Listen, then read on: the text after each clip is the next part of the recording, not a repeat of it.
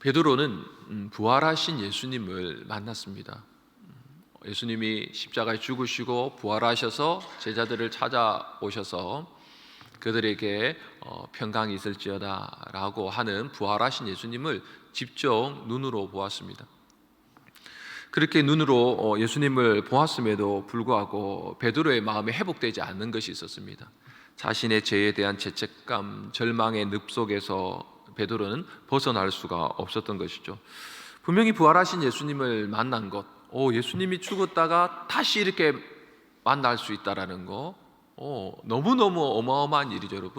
여러분의 자녀가 죽은 줄 알았는데 다시 이렇게 살았다라는 것을 알고 했을 때 그 기쁨은 말로 표현할 수 없을 정도로 베드로에게도 그런 기쁨이 있었지만, 그러나 그 안에서 자신 스스로도 해결할 수 없는 예수님을 3번 부인했던 그때의 자기의 모습, 그 실망스러운 모습, 비겁한 모습, 그것을 떨쳐버릴 수가 없었습니다.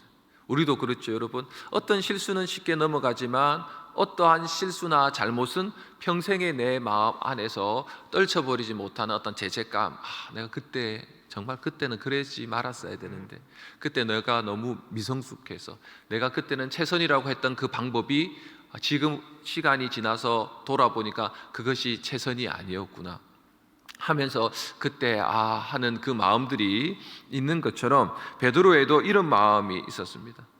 예수님께서는 사랑하는 제자 베드로 안에 이런 마음을 가지고 있다는 사실을 예수님께서는 아셨습니다. 같은 한 공간에 있고 같이 얼굴을 보고 있고 같이 나의 말을 듣고 있지만 베드로의 이 마음은 나에게 가까이 다가오고 싶은데, 나에게 안기고 싶은데 더 이상 가까이 오지 못할 큰 어떠한 구덩이가 있는 것처럼 이렇게 멀리 떨어져 있다라는 것을 예수님께서는 아셨습니다. 그래서 예수님께서 이 베드로를 회복시켜 주시고자 했습니다. 그래서 요한복음 21장이 기록되었습니다. 사실 요한복음 21장은 기록되지 않아도 될 만큼 요한복음 20장은 끝을 맺습니다. 오직 이것을 기록함은, 이렇게 하면서 모든 것들이 요한복음 20장에도 끝내도 아주 깔끔하게 성경이 끝날 건데, 마치 베드로를 위한, 개인을 위한 그러한 장처럼 이 21장을 할애하고 있습니다. 그래서 요한복음 21장을 가리켜서 회복의 장이다라고 말하고 있습니다. 회복의 장. 이것은 베드로를 위한 것도 분명히 맞지만, 그러나 이 성경이 기록된 것은 모든 하나님의 백성들을 위한 것이죠. 우리를 위한 것이죠. 우리의 회복을 위한 그러한 장이 바로 요한복음 21장입니다. 예수님께서는 갈릴리 바닷가로 베드로뿐만 아니라 나머지 또 일부의 제자들이 실망하고 부활하신 예수님 만났지만, 뭔가 좀처럼 만나서 바로 회복되면 참 좋았을 텐데 사람 마음이 참 그런 것이 아닙니다. 억지로 부활하신 예수님을 만났다고 해서 갑자기 내 안에서 돌변해서 180도로 내가 주님을 따르겠다라고 하면 성경이 사도행전으로 바로 넘어갔을 텐데 그러지가 않아요. 사람 마음에 대한 이런 부분들을 예수님께서 굉장히 세심하게 다루십니다. 단순하게 내가 부활하신 예수다, 나를 따르라라는 것으로 사람의 이 심령과 마음과 이 인격적인 것과 이 회복에 대한 것들을 말 한마디로 해결하지 않으십니다. 그렇게 베드로와 제자들이 실망했던 어떤 모습은 이제 나 고기 잡으러 갈란다 라고 이전의 방식으로 돌아갔죠. 예수님을 만났지만 이전의 방식으로 그렇게 돌아가서 물고기를 잡습니다. 한 마리도 못 잡았죠. 그때 예수님께서 찾아오셨고, 그 예수님께서 배 오른편으로 그물을 던져라 라고 그물을 딱 던졌더니 물고기가 153마리가 잡혔습니다. 153마리. 엄청나게 많은 물고기가 잡힌 거죠, 여러분. 우리 보면 거기 볼펜에도 그게 적혀져 있죠. 153이라는 볼펜이 있습니다. 하얀 색깔의 뒤에 꼭다리에 검은 색깔이 있는 거. 그게 엄청나게 많이 이렇게 잡힌 거죠. 말할 수 없었죠. 그 순간 깨달았습니다. 제자들이 예수님이시다. 그때 베드로와 모든 제자들이 이제 물가로 나가게 되는데, 제일 먼저는 베드로가 물가에 나가게 됩니다. 수영해서, 물속에 뛰어들어 수영해서 옷을 다시 갖춰 입고 예수님 앞에 딱 갔더니 예수님께서 제일 먼저 뭐 하고 계셨습니까? 아침 식사를 준비하고 계셨어요. 밤새 수고했다. 라고 하시면서 아침 식사를 해서 숯불에다가 떡과 이게 생선을 딱 구워 놓고 아침밥 먹으라 라고 얘기하죠. 그러니까 일단 무슨 얘기를 하려면 먹이고 난 다음에 얘기해야 됩니다. 예, 일단 먹여야 돼요. 배가 고프면 무슨 얘기를 해도 잘 안 들려요.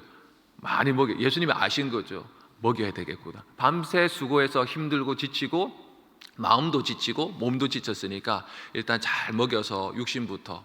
엘리야도 그랬죠. 하나님께서 먹였잖아요. 노뎀나무에서 죽여달라 먹였습니다. 그리고 다 식사를 하고 난 다음에 이제 예수님께서 본격적으로 하고자 하는 말씀을 하세요. 이렇게 다 이렇게 있고 제자들도 있고 베드로도 딱 있으니까 다 제자들이 있는데 유독 베드로를 향해서 가지는 예수님의 애틋함이 있는 거죠. 이렇게 그때 부인했던, 그러면서 물었던 것이 바로 오늘 우리가 읽었던 본문입니다. 식사를 다 마치고 난 뒤에 예수님께서 베드로에게 질문을 던지는데 다른 질문을 던지지 않으십니다. 세 분 다 똑같은 질문을 던지십니다. 요한의 아들 시몬아, 내가 이 사람들보다 나를 더 사랑하느냐? 요한의 아들 시몬아, 내가 나를 사랑하느냐? 세 번째 이르시되 요한의 아들 시몬아, 내가 나를 사랑하느냐? 예수님께서 베드로에게 어떤 질문만 하셨습니까? 사랑의 질문만 세 번 던지셨습니다. 구구절절 다른 거 있었던 일, 과거에 있었던 일, 앞으로 있을 일, 뭐 이런 거 아무것도 묻지 않으십니다. 딱 하나, 너와 나 사이에 사랑이 여전히 있느냐? 라는 질문이었습니다. 베드로가 세 번 예수님을 부인했기 때문에 세 번을 질문하셨다, 뭐 이렇게 이야기도 합니다. 그리고 베드로가 예수님을 부인할 때도 숯불이 있었기 때문에 예수님께 숯불을 준비해서 뭐 이런 얘기를 합니다. 어쨌든 뭐 어떤 모습이든 중요한 것은 예수님께서 베드로에게 사랑의 질문만 하셨다라는 것입니다. 왜일까요? 여러분, 왜 사랑의 질문만 하셨을까요? 사랑이 전부이기 때문입니다. 사랑이 전부이기 때문입니다. 예수님은 다른 무엇이 아니라 그 순간 상황과 현실 앞에서 자신이 연약해서 두려워서 부인했던 세 번에 대한 그러한 마음이 진심이냐 아니냐, 그 순간 진심이었겠죠. 그러나 더 깊은 진심을 묻고 싶은 겁니다. 우리에게 모든 상황과 현실 속에서 죄를 짓기도 하고 우리가 예수님을 부인할 수 있는 일도 있기도 하고 뭐 예수님을 모른다 할 수도 있고 뭐 그 순간에 우리가 돌아섰을 때 그때 내가 좀 더 당당하게 담대하게 예수 믿는다고 말했어야 되는데 뭐 이럴 수도 있고 뭐 여러 가지 다 수많은 뭐 현실 때문에 일어나는 우리의 수많은 말들이 있겠지만은, 그러나 예수님은 그 모든 말들은 우리의 현실과 상황 속에서 나타나는 우리의 연약함 속에 나오는 그러한 말이라는 것들을 알고 계실 뿐 아니라, 그러나 예수님은 묻는 거죠.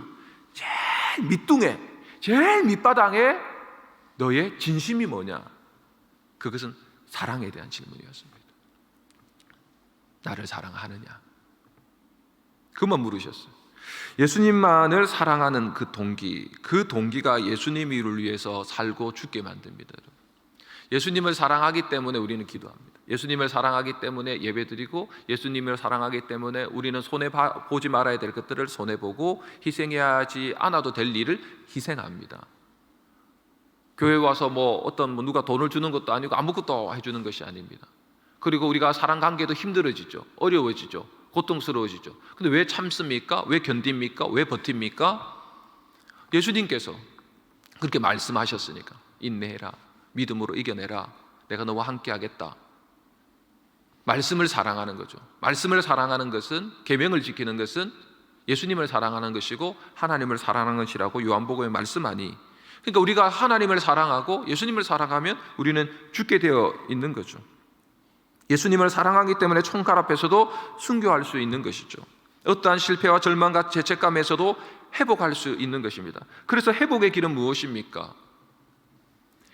내가 예수님을 사랑하는 것을 확인해야 됩니다. 하나님이 나를 사랑하십니까? 이런 질문을 하지 마세요, 여러분. 하나님 사랑합니다. 예수님이 베드로를 사랑하지 않았다면 나타났겠습니까? 다 예수님을 다 버리고 도망쳤던 제자들을 사랑하지 않았으면 예수님께서 부활하셔서 그 제자들에게 나타나셨겠습니까?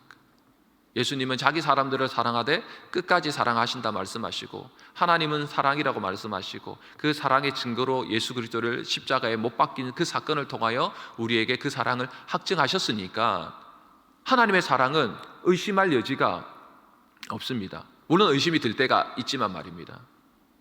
먼저는 우리가 회복하기 위해서는 우리 자신이 하나님을 사랑한다고 하는 그 진심을 내 스스로가 보아야 한다는 것입니다.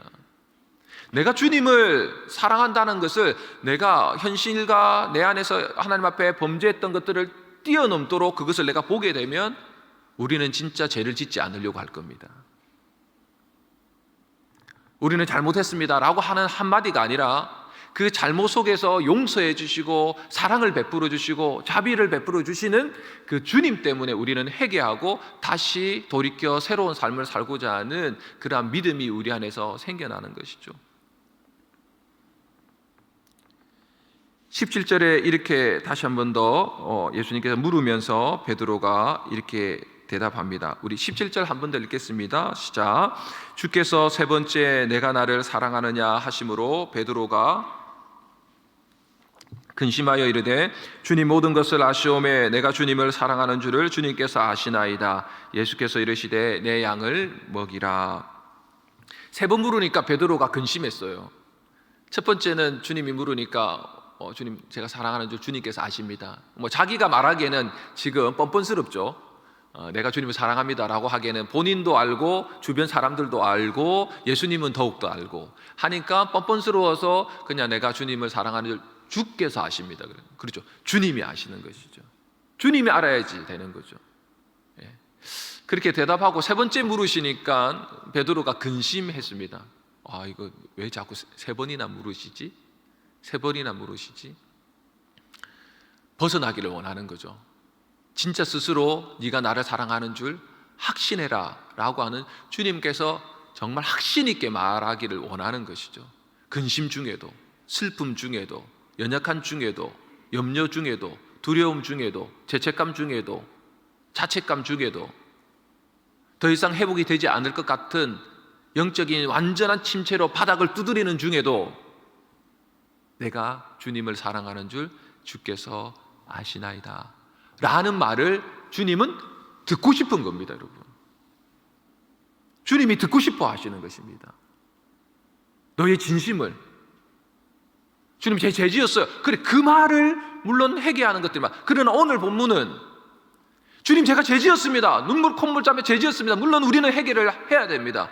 그러나 베드로가 눈물 콧물 짜면서 지금 사도행전으로 넘어가는 게 아닙니다.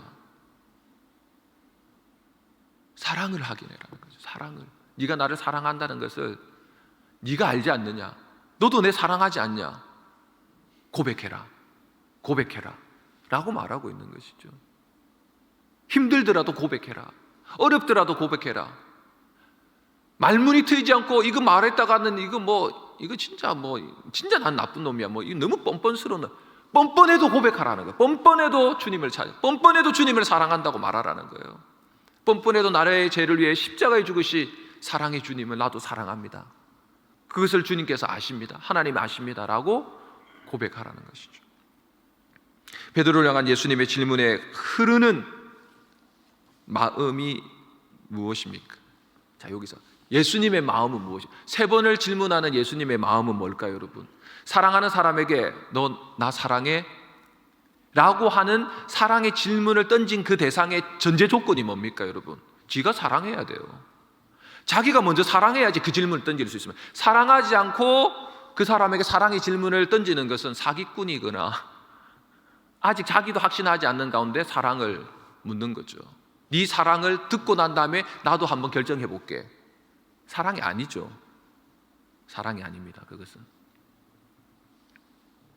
예수님은 왜 세 번 묻죠? 나는 너 사랑한다는 거예요. 나도 너 세 번은 아니 내가 30번, 300번 영원토록 나는 너를 사랑한다라는 거예요. 그 사랑의 기반 위에, 그 사랑의 반석 위에 너도 나를 사랑한다라고 말해봐 라고 하는 거예요. 예수님은 한결같이 변함없이 끝까지 베드로를 사랑했기 때문에 찾아왔고 요한복음 21장이 기록되었습니다. 베드로가 모든 것들을 회복하고 다시 사도행전에 놀라운 기도의 사람으로 말씀 한마디 설교를 했을 때 3,000명이 5,000명이 돌아오는 교회의 수장으로 다시 한번 일어설 수 있었던 것은 다른 무엇이 아니었습니다. 예수님의 사랑이었습니다. 사랑의 질문이 있었고, 그 질문 안에 예수님이 나를 사랑하시는구나 라는 것을 확신하고, 자기도 그 예수님을 사랑하고 있다라는 것을 발견하고, 주님, 저도 주님을 사랑합니다 라고 하는 그냥 사랑만 남아 있을 뿐입니다. 갈릴리 바닷가에. 베드로는 예수님의 사랑을 확신하였고 자신의 마음도 다 아시는 주님께 사랑을 고백하게 되었습니다. 예수님께서는 이 베드로의 사랑의 고백 위에 뭘 하시죠? 내 양을 먹여라. 사역이 시작되는 것입니다. 사역이 시작되는 것입니다. 우리의 모든 봉사는 예수님을 사랑하는 동기에서 되는 겁니다. 이전에 제가 기도를 하는 중에, 새벽 기도 때 이렇게 기도를 이렇게 하는 중에 이렇게 하나님의 이렇게 약간 마음을 주시는 이렇게 문장이 있었어요. 그게 뭐냐면 힘을 빼라라는 거예요. 힘을 빼라. 그래서 무슨 힘? 안 그래도 힘이 없어 죽겠는데 무슨 힘을 또 빼라는 얘기인가? 힘을 빼라라는. 근데 이게 기도에 힘을 빼라는 건가? 힘을 빼라는 건가? 그런 생각이 들었습니다. 그런데 기도하다가 힘을 빼라 무슨 의미일까라는, 물론 우리의 어떤 운동을 잘하기 위해서 힘을 빼고 너희가 그래 잘한다 이런 의미가 이전에는 알고 있었죠. 근데 이번에는 좀 더 다른 것 같았어요. 그래서 이제 그런 마음 가운데 있는데 우연히 어떤 집에 있는 책들을 이제 보고 설교를 이제 보고 있는데 거기에 그런 내용이 있더라고요. 오늘 내용을 가르쳤어요. 힘을 빼라는 것은 다른 무엇으로 주님을 섬기는 것이 아니라, 사역하는 것이 아니라 그저 주님을 사랑하는 그 한 마음으로, 사랑하는 동기로 행하는 것이 힘이 빼는 것이다 라는 것을 알아서, 우리가 사역을 행하는 것도 주님을 사랑하는 그 동기 가운데 있고, 우리가 사역을 하다가 넘어지기도 하고 힘들어지기도 하고 봉사하면 다 때려치우고 싶은, 어쩌면 집에서도 다 설거지고 발레고 뭐가 다 때려치우고 싶은, 내 일상의 모든 것들을 훌훌 털어버리고 다 떠나고 싶은 그런 마음이 들 때에도 그것을 회복하는 것은 다른 무언가를 열심히 더 하는 삶이 아니라, 마음이 아니라, 더 노력해야 돼, 더 힘써야 돼, 내가 이것을 할 수 있어 라는 마음이 아니라, 내가 주님을 사랑하는 줄 주께서 아시나이다 라고 하는 사랑의 그 동기가 우리를 일으켜 세워 주는 것입니다. 사랑만이 우리의 목양과 신앙과 우리의 사역과 봉사와 우리의 가정의 회복입니다. 관계의 회복입니다. 하나님 우리를 사랑하셔서 예수님을 우리에게 보내주신 그 사랑으로 우리를 용서하며 사랑한다고 말씀하셨습니다. 오늘의 날주의 말씀 한 구절 더 보겠습니다. 골로새서 1장입니다. 골로새서 1장 13절 14절입니다. 골로새서 1장 13절 14절입니다. 신약성경 골로새서 1장 13절 14절 우리 함께 읽도록 하겠습니다. 시작. 그가 우리를 흑암의 건세에서 건져내사 그의 사랑의 아들의 나라로 옮기셨으니 그 아들 안에서 우리가 속량 곧 제사함을 얻었도다. 그가 우리를 흑암이라는 건 죄와 허물로 죽은 진노의 자녀 사탄의 나라에서, 그 힘에서부터 우리의 죄책감, 자책감, 이 범죄함에서 그가 우리를 건져내셔서 옮기셨다 하셨습니다. 그 옮겼는데 어디로 옮겼냐면 그의 사랑의 아들, 사랑의 나라, 그 사랑의 아들의 나라로 옮기셨다고 얘기합니다. 그 사랑의 아들의 나라는 제사함이 있는 나라입니다. 모든 것들이 용서가 되고 모든 것들이 사랑이 넘치고 회복이 되는 그 사랑의 아들의 나라, 사랑의 아들 누구죠 여러분? 예수님이십니다. 여러분이 믿고 있는 예수님이십니다. 여러분이 사랑하는 예수님이십니다. 여러분이 따르고 싶은 예수님이고, 여러분이 따라가고 있는 예수님이시고, 여러분이 닮아가고 싶은 그 예수님이 사랑의 아들이십니다. 그 사랑의 아들을 향해서 우리도 할 수 있는 최고의 고백이 무엇입니까? 나도 주님을 사랑합니다. 나도 이전보다 더 주님을 사랑합니다. 이 쓸데없는 자, 당신이 나를 사랑하심으로 나도 당신을 사랑합니다. 우리가 아직 죄인 되었을 때 우리를 사랑하신 그 예수 그리스도의 사랑이 여전히 동일합니다. 죄인 되었을 때도 우리를 사랑했는데 지금은 우리가 범죄하는 그 범죄에서 우리를 버리시겠습니까? 결코 버리지 않으실 것입니다. 떠나지 않으실 것입니다. 그의 십자가의 피로 하나님과 화목케 하게 하신 그 예수 그리스도의 사랑이 여전히 우리에게 있고 그것은 영원할 것입니다. 오늘도 그 예수님과의 그 사랑의 관계 안에서 여러분이 어떤 일을 만나고 무슨 일을 하더라도 그것이 실패와 패배가 있다 할지라도 한마디만 힘겹지만 고백하십시오. 주님을 사랑합니다. 내가 주님을 사랑하는 줄 주께서 아시나이다. 이 고백을 통해서 여러분 안에 날마다 예수 그리스도의 십자가로 말미암는 그 사랑으로 말미암는 회복이 있고 그 회복 때문에 주님이 맡겨진 짐들을 주님께서 맡겨준 그 사역과 목양들을 끝까지 감당함으로 마지막에도 주님 내가 주님을 사랑해서 여기까지 왔습니다 라고 하는 그 믿음의 삶이 되시기를 예수님의 이름으로 축원드립니다. 주기도문 하시고 기도하시다 돌아가시겠습니다. 하늘에 계신 우리 아버지여 이름이 거룩히 여김을 받으시오며 나라의 마옵시며 뜻이 하늘에서 이루어진 것 같이 땅에서도 이루어지이다. 오늘날 우리에게 일용할 양식을 주옵시고 우리가 우리에게 죄진 자를 사하여 준 것 같이 우리 죄를 사하여 주옵시고 우리를 시험에 들게 하지 마옵시고 다만 악에서 구하옵소서. 대개 나라와 권세와 영광이 아버지께 영원히 쌓옵나이다. 아멘.